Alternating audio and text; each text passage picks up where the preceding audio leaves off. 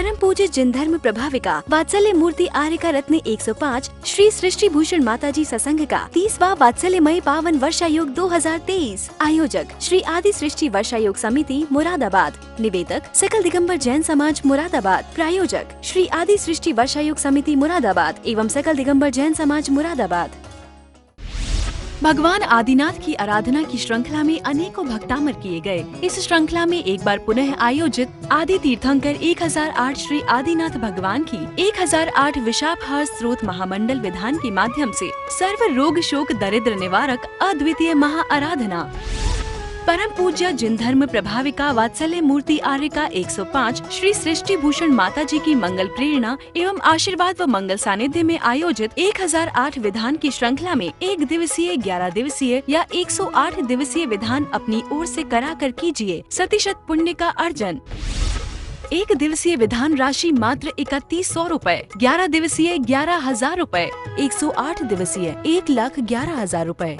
अपनी ओर से विधान करवाने का पुण्यार्जन करवाने वाले सौभाग्यशाली परिवारों को आयोजन समिति के द्वारा विधान में शुद्ध किए गए कलश प्रतीक चिन्ह स्वरूप भेंट किए जाएंगे।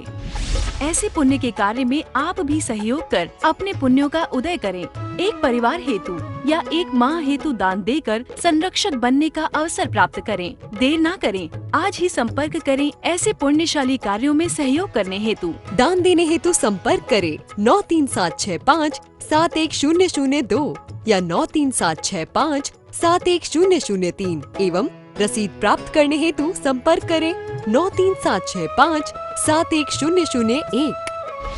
आपके द्वारा किया गया दान गरीब असहाय व्यक्तियों की सहायता में लगाया जाएगा। दान हेतु बैंक खाता विवरण सृष्टि मंगल सेवा समिति, bank name Punjab national bank, account number 0212 0001 011 77277, IFSC code PUNB 0021200। आपके द्वारा दिया गया दान आयकर की धारा 80G एवं 12A के अंतर्गत कर मुक्त रहेगा। आप भी अपनी चंचला लक्ष्मी का सदुपयोग कर पुण्य का लाभ अवश्य उठाएं। परम पूज्य जिन धर्म प्रभाविका आर्यका रत्न 105 श्री सृष्टि भूषण माताजी की मंगल प्रेरणा एवं आशीर्वाद से संचालित संस्था श्री आदि सृष्टि मंगलम अतिशय क्षेत्र श्री महावीर जी में चतुर्विध संग आहार उपकरण आदि की व्यवस्था सुचारू रूप में कई वर्षों से की जा रही है, जिसमें त्यागी वृत्तियों की भोजन व्यवस्था भी उपलब्ध है।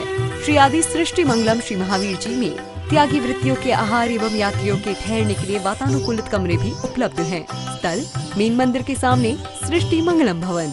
अधिक जानकारी हेतु संपर्क करें 7300741008 या 93765 71002।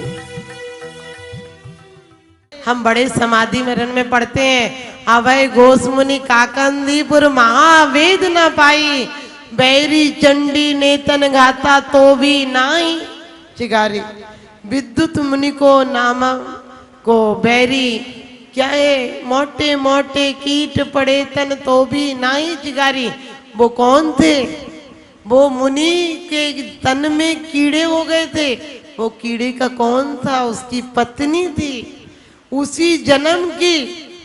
वो शंका करते रहते थे पत्नी पर और वो मरकर व्यंतरनी हुई। उसने इतनी बाधाएं दी, कहीं आहार को जाते थे तो कहीं से हार लाकर डाल देती थी। लोग उन्हें चोर समझ लेते थे और चोर चोर करके शोर मचाने लगती थी बहुत सारे। और अभय घोष मुनि उसी जन्म में बच्चा छोटा था तब दीक्षा ले गए थे, बहुत छोटा था, लेकिन वो बैरी का जीव था। उन्होंने पहले शिकार खेलते थे, शिकार का कौशल दिखाने के लिए उन्होंने एक केकड़े के एक साथ हाथ पैर काट दिए थे। उस वही बेटा हुआ और उसने अभय घोष मुनि को एक साथ मुनि अवस्था में चारों हाथ पैर एक साथ काट दिए। तो आप सोचना, कोई भी हो, घानी में पेल दिए गए, आग लगा दी गई। सब कौन थे? इन्होंने भूल से पूर्व जन्म में अनुमोदना की थी हिंसा आदि की। आपने यशोधर मुनि का चरित्र पढ़ा होगा। सिर्फ ये कह दिया था कि आटे का मुर्गा अच्छा लग रहा है और उसकी बलि दी गई थी। उतनी सी अनुमोदना से 10 बार अपने घर में तड़प तड़प कर मरना पड़ा, आग में जलकर 3 दिन कट के ऐसे मरना पड़ा। इसलिए हम भूल से भी हिंसा की अनुमोदना नहीं करेंगे।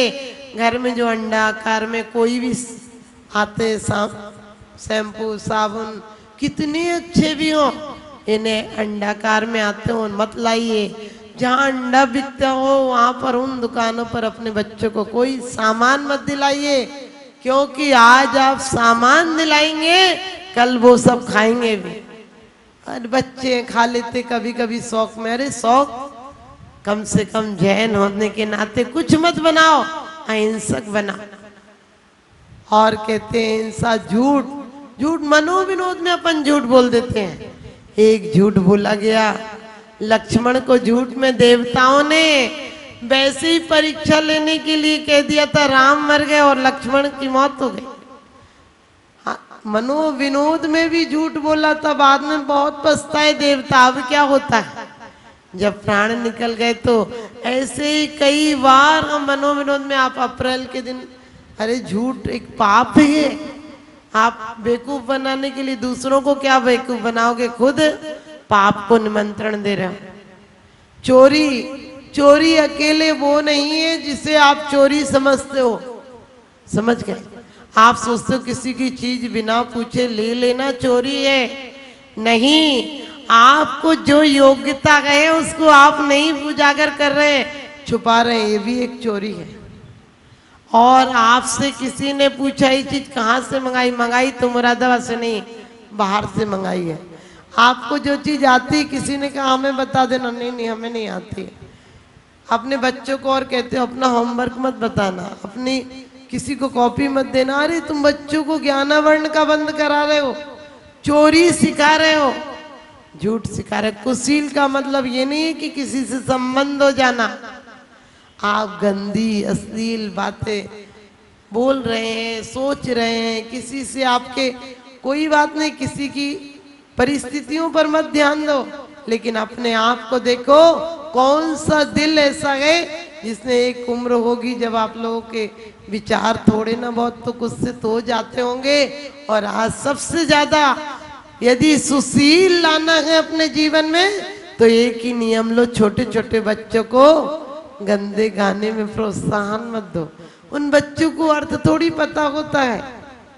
आजकल उल्टे सीधे गाने चल गए। एक बार आजा हमने कि जिंदगी भर आएगा वो तेरे ही घर पे, चूल्हे में जाएगा क्या दूसरे दिन से। आप सोचो बोले जमाने भर से रिश्ता तोड़ देंगे हम, हमने कि पागल हो गया। अरे तू आएगी तो रिश्ता जुड़ेगा, तू आते ही कह रही रिश्ता तोड़ देंगे, वो कह रहे तेरे आते ही रिश्ता तोड़ देंगे। ये उल्टे सीधे गाने माने मत सिखाओ अपने जीवन में, बड़ा महंगा सौदा पड़ेगा आप लोगों को। अभी तो बोले बच्चे को ये वाला गाना बोलना बेटा बोलना, मेरे सामने तक आते बोले माता जी को वो सुना दे।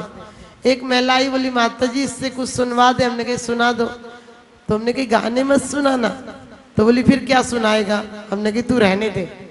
समझ गए, बच्चों को गाने याद करके हमारे सामने ले आते हो, बिल्कुल नहीं, ये भी कुशील है। और परिग्रह तो पूछो मत, एक होकर 10 होते, 10 होकर सहस्त्र हो तो अच्छा है। यूं ही इच्छा करते करते लाखों की हद तक पहुंचा है तो भी ये इच्छा संपन्न न हुई। ऐसी डायन इच्छा है, इच्छा कभी हमारी उम्र बूढ़ी होती है, हमारी काया बूढ़ी होती है, लेकिन आत्मा तो और जवान, भोगों के प्रति और जवाना हो जाती है। जवानी में मन करता था तो खा लेते थे, अब बुढ़ापे में पेट में तो पचता नहीं, खा तो पाते नहीं, लेकिन इच्छा सोच सोच के मुंह में पानी आता रहता है। कम से कम सोचो हमने संयम पाल लिया। मुनिराज तो रोज छोड़ देते हैं, हमने इस बहाने 1 दिन 2 दिन का कभी भी किसी के अंत समय हो हम जाते ही क्या कहते इसका खाना छुड़वा दो, सब त्याग करा दिया कि नहीं। अरे वो आकुलता में मर जाएगा, उसे तुम कहोगे कि सब छोड़ दो और उसको नहीं अंदर से त्याग हुआ तो वो बेचारा घबरा के कि मैं मरूंगा क्या। ये मरना बहुत कठिन बात है, लेकिन आप उससे ऐसा कहो कि आप ठीक हो जाएंगे, 2 घंटे को 4 घंटे को छोड़ दीजिए। हम तो कभी भी किसी की समाधि कराने जाते हैं यदि एक दो बार ऐसा वो कैंसर आदि के पेशेंट थे, जवान हो, बिल्कुल बच्चा 10 महीने का था, तो मैंने उनसे ये नहीं कहा कि आप आखिरी टाइम में, मैंने कहा भैया एक अनुष्ठान करेंगे, आप विधान में अपना हाथ लगा दो, आपको अभी पानी पीना है नहीं, तो मैंने कहा अब 2 घंटे को छोड़ दीजिए, हम कोई जाप कर रहे हैं, आप ठीक हो जाओगे, आप भी अरिहंत सिद्ध बोलो, एकदम उंगली हिलना चाहिए आपकी। तो वो बेचारे बोलते रहे, उसके बीच में चले गए। बताइए कितनी अच्छी गति हुई कि उनने खाना भी छोड़ दिया था और जाप कर रहे थे। कभी किसी को ऐसी बातें मत बोलो कि बस घबरा जाए। तो आप सच्चे मित्र अपने आप के मित्र बनो, दूसरे मित्र क्या बनेंगे आपके, क्योंकि भरोसा देकर तोड़ देते हैं और अकेले रास्ते में मित्र छोड़ देते हैं। भरोसा छोड़ दे जालिम बुतों की बेवफाई का, भरोसा छोड़ दे जालिम बुतों की बेवफाई का, और बुत भी कभी बद नहीं होते, ये दावा है खुदाई का। बुत भी कभी बद नहीं होते, ये दावा है खुदाई का। वास्तव में कोई अपना नहीं होता है, अपने मित्र बनो, क्योंकि आप अपने मित्र बना लेना। कहो कि माता जी कैसे मित्र बनाए, हमारे तो बने हुए हैं। बने हुए नहीं, जो तुम्हें आत्महित की तरफ जागृत कर दे वही मित्र हैं। राजा सगर चक्रवर्ती ने अपने मणि केतु नाम के जो सेवक था, मित्र भी था वैसे तो, लेकिन गरीब था, और उसने दीक्षा ले ली। तो मणि केतु से कहते हैं कि मैं भटक जाऊं तो तू मुझे संबोधन के लिए आना। और मणि केतु चक्रवर्ती हो गए सगर तो, और वो कई बार आया, लेकिन उसे समझ में नहीं आई, क्योंकि चक्रवर्ती जैसा वैभव हो तो कहाँ भोग से निवृत्ति होती है। लेकिन पहले के चक्रवर्ती भी कैसे होते थे, भरत चक्रवर्ती की क्या कमी थी। उनके पुत्रों ने कहा पिताजी कोई काम बताइए, उन्होंने कहा कैलाश पर रत्नों के मंदिर बनवा दो। सगर के बेटों ने कहा पिताजी काम बताइए। करोड़ों करोड़ों नौकर हो जिनके यहाँ 6 खंड की विभूति हो, उसके यहाँ भला उनके बेटों को क्या काम होगा।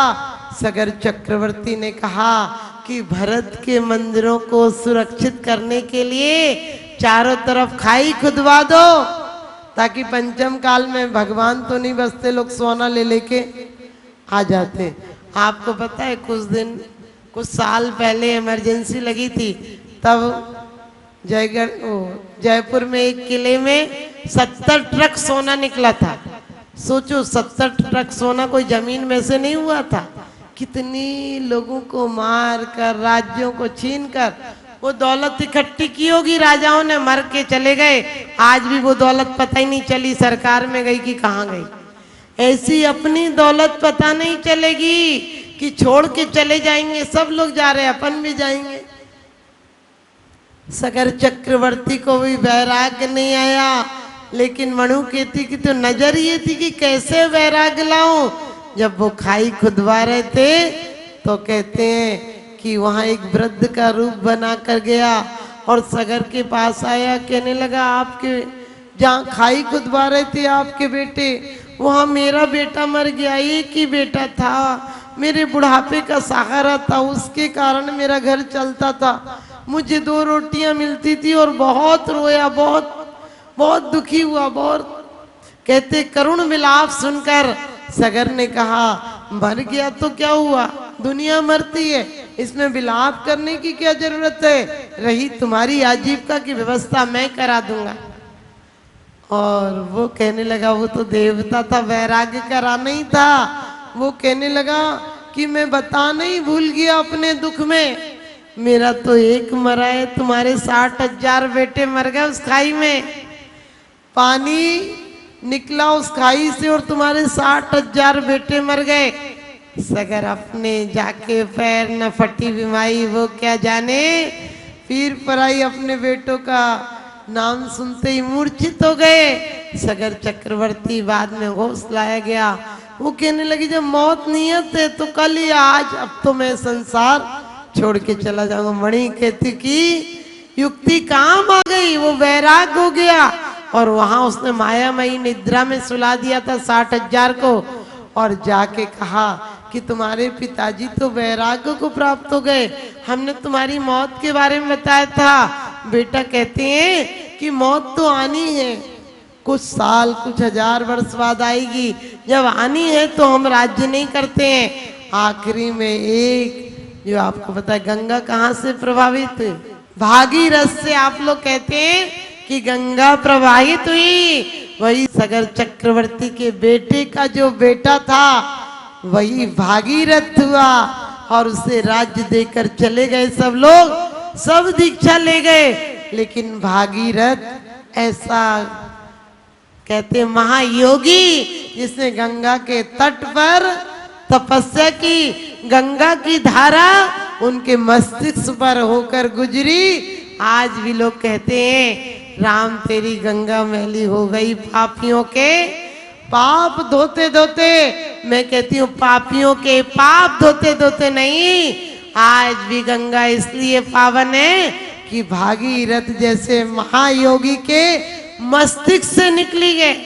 आप ध्यान रखना, कभी भूल से भी किसी को, गरीब आदमी को, चौका को मना मत कर देना।